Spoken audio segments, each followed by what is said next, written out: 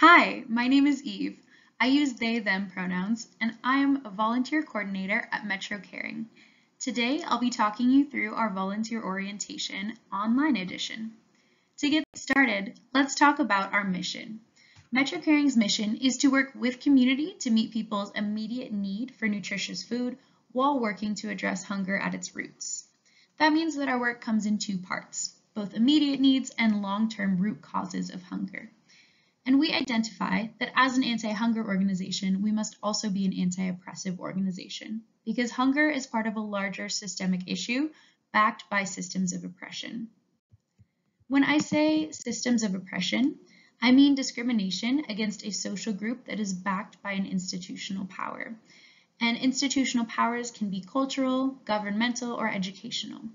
There are a lot of systems of oppression within the United States, and I'm sure you can think of a few. One of the major systems of oppression that we identify as a problem within the food system is racism. Here are some examples of how racism impacts folks disproportionately in the food system. We see that Black households are 200% more likely to be food insecure compared to white households. 1 in 4 Indigenous people experience food insecurity compared to the US average of 1 in 9. And the median income of a Latinx household is $17,000 less than that of a white household. This graph shows that Black and Hispanic populations in the United States experienced food insecurity at higher rates between 2004 and 2019. That fact is still true today, but the graph is a helpful demonstration to show just how large those disparities are. Another system of oppression we've identified that provokes the food insecurity within our food system is ableism. We see that 55% of disabled Medicare recipients under the age of 65 have reported having less food than they needed or lacked adequate access to the foods they wanted. Often, ableism is rooted in public transportation and adequate access to food. You may have heard the term food apartheid, which means not being able to access food in your neighborhood. This applies to ableism within our food system. When folks are not physically able to get to stores and purchase foods, we see greater health disparities. Another system of oppression that we identified is classism. We see that low-income households spend an average of about $4,000 a year on groceries, whereas the MyPlate guidelines, or the US recommendation for a healthy diet, is to spend about $12,000 a year for a household of 4 people.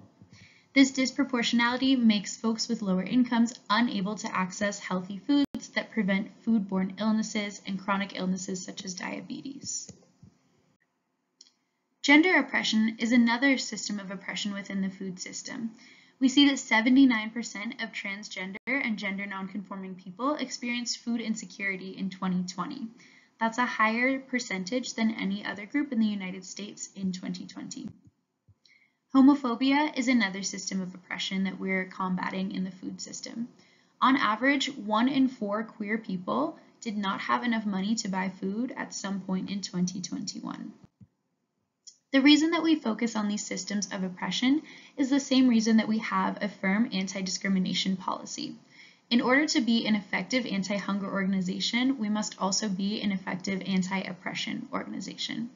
What that means for you as a volunteer is that we have a zero-tolerance anti-discrimination policy. If we see that you are being prejudiced toward another person, either due to their race, religion, disability status, sexual orientation, gender identity, national origin, genetic information, marital status, ancestry, etc., we will ask you to leave immediately. Now that we've talked about systems of oppression within the United States that provoke food insecurity, let's talk about ways that we can combat that food insecurity.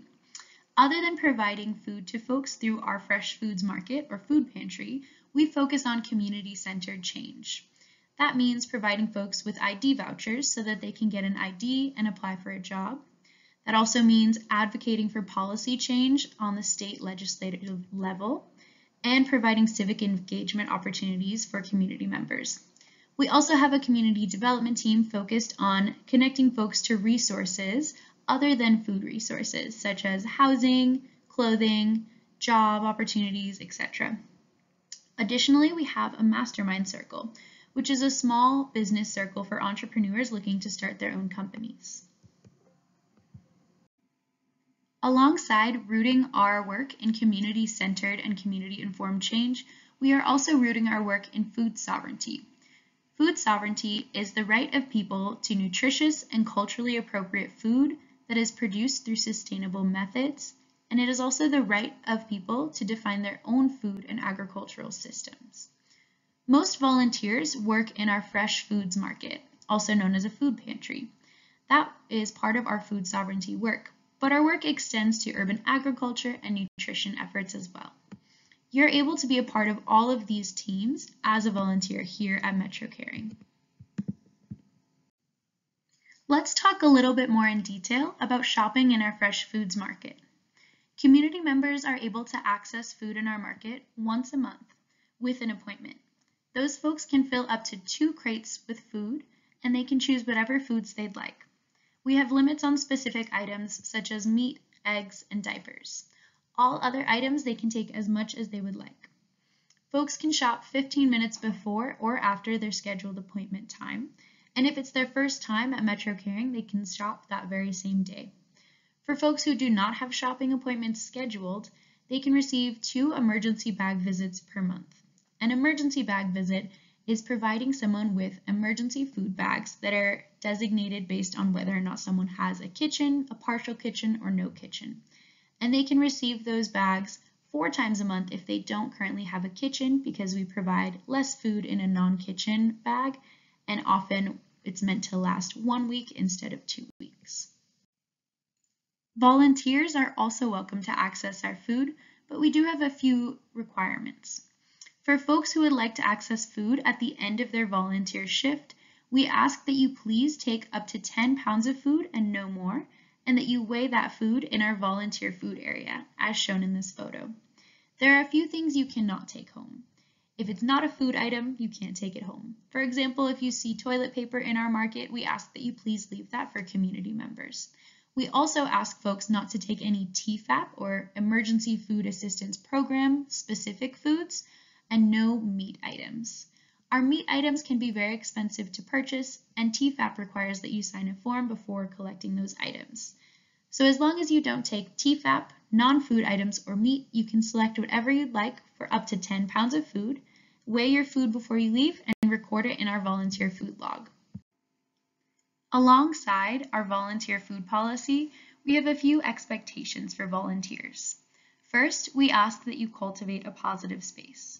That doesn't mean that you have to be the happiest or most optimistic person in the room, but it does mean that we ask that you treat others with kindness and you make sure that everyone feels safe and included. To do that, we ask that you don't take out any negative emotions on others. We also ask that you're able to rise with us or rise together. That means that as we see changes in our food system that we have to respond to, you're able to change with us. You might see that we have different policies in the market one day, or we might need to have you in a different volunteer role than you typically would do.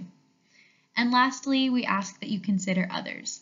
And that means you assume positive intent of your fellow volunteers and understand that we are all here to work with our community to the best of our abilities, and that we are all doing our best. Now that we've talked about expectations of you as a volunteer, let's talk about expectations for the volunteer team staff. Emma, Beatrice, and I are all here to support you to the best of our abilities. If you have any questions or concerns, if you need help signing up for a volunteer shift, or if you're looking to do something different within our organization, please reach out to us and let us give you some support. Let's talk about a few volunteer roles that you might encounter while you're here at Metro Caring. On the front end, or the beginning of the marketplace, you might help us at the welcome desk seen in this video. The welcome desk is where we make new appointments for folks, we answer phone calls, and we help people find their way into the market. We also have folks at our ID vouchers table providing emergency bags and ID vouchers to community members. And we have folks at our market check-in and market check-out stations, making sure that folks are aware of our policies and our rules for the market and for shopping, and making sure that we weigh food on its way out the door so that we know how much food comes in and out of our building. Alongside market checkout and market check-in, We also have meat counter folks, restockers, and checkout attendants helping in the market to make sure that community members access all the foods that they're looking for and to make sure we get food safely out to people's cars or in boxes to help them walk, bike, or take a bus home. Lastly, we have volunteers in our warehouse. Warehouse volunteers will help us sort through all of the food donations we receive, organize and clean all of our stock, and create emergency bags. Those bags will go directly out to community members on the front end. If market roles don't feel like quite the right fit for you, we have a few additional volunteer opportunities that you might be interested in. You can work with our urban agriculture department to help grow food that we will give out in the market, such as herbs in our hydroponics farm or seedlings that will grow in our greenhouse and give out to folks at the start of each growing season. Or you can help our community gardeners by weeding and watering our community garden spaces. On the nutrition team, you can help clean up after cooking clubs, or you can clean the kitchen at the beginning and end of each day. Regardless of the role that you choose, we have specific times that you're able to come into Metro Caring and work with us. All of our shifts correspond to when the market is open, with the exception of our Sunday shift. On Sundays from 1 to 3 p.m., we have a special cleaning shift to get the market ready for the week ahead. The rest of our shifts are based around our open market hours when we're operational and welcoming community members in to shop. That's 8:30 to 12 p.m. and 12 to 3:30 p.m. Monday through Thursday, as well as evening shifts on Mondays and Tuesdays from 5:30 to 8 p.m. If none of these shifts work with your schedule, but you'd still like to work with us, please send us an email and let us know, and we'll see what support we might need. Once you're ready to sign up for volunteer shifts, you can do so on our website. You'll see this in the volunteer handbook as well, but go to metrocaring.org/volunteer, scroll down a little bit, and you'll see a volunteer calendar. Click on the shift that works best for you, for example, Thursday afternoon, and then you'll fill out your name, your last name, and your email, and click Sign Up. That's how you sign up for a shift. If you have any trouble with the website, please let us know. Once you've signed up for a shift and you're ready to come in, make sure that you find out where to park. As you can see in the image on the screen, we have a specific parking lot that is not at Metro Caring. If you're not physically able to park further away, let us know. Otherwise, please park on Ogden Street. You'll see the St. Joseph Midtown Medical Center parking structure off of 20th and Ogden. If you need more help with that, let me know. Once you've parked and you've found your way over to Metro Caring, make sure that you enter through our warehouse doors. The main doors will be locked at the beginning of your volunteer shift. Once you get inside, you're going to want to go upstairs following the pink signs, sign in for your shift on the volunteer computer, and then attend our volunteer gathering. That's where we help folks assign each role and we train you on that role the same day. When you're here, it's a good idea to bring a water bottle as well. Please don't bring any weapons and make sure that you wear closed-toed shoes to avoid getting injured in our warehouse. Now that you've attended a volunteer orientation, you're officially a part of the team. If you have any additional questions or concerns, please send us an email to let us know. Otherwise, we look forward to seeing you at your first volunteer shift. Thank you for watching this video.